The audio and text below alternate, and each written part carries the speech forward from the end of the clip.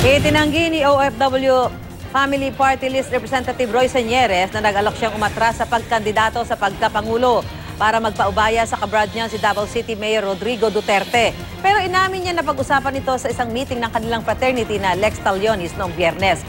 Ipinatawag ito ni Attorney Vitaliano Aguirre III.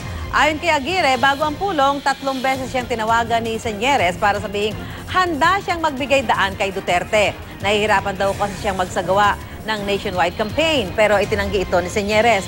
Bakit naman daw siya mag-aalok na umatras kung si Duterte ang may problema? Di pa kasi tiyak kung papayagan si Duterte na tumakbo bilang substitute candidate. Kapwa naman pinabulaanan ni Señeres at Aguirre ang lumabas na ulat na kabilang sa kumukumbinse kay Señeres sa pagpupulong sina Supreme Court Associate Justice Bienvenido Reyes at Jose Mendoza. Hindi pa nagbibigay ng opisyal na pahayag sina Justices Reyes at Mendoza. Pero sinabi ng tagapagsalita ng Korte Suprema na hindi maglalabas ng reaksyon ng Korte tungkol sa balitang ito. Naroon din sa pagpupulong si dating COMELEC Chairman Sixto Brillantes. Sinabi rin niyang walang pamimilit kay Señeres na umatras. Ayon kay Brillantes, inimbitahan siya para konsultahin tungkol sa pagtakbo ni Duterte dahil advisor siya ng fraternity.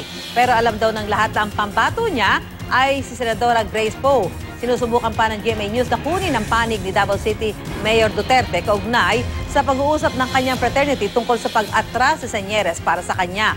Wala siyang nabanggit tungkol dito nang dumalo siya sa isang pagtitipon sa Taguig City kahapon. Sa naturang pagpupulong, inamin ni Duterte na minsang sinindihan niya ang sasakyan ng isang grupong ng kidnap at ng rape ng isang babaeng Chinese. Yan daw ang dahilan kaya nawala ang kidnapping sa Davao sa mahabang panahon. Handa naman daw si Duterte na pumunta sa Vatican para humingi ng paumanhin kay Pope Francis matapos itong pagsalitaan ng masama.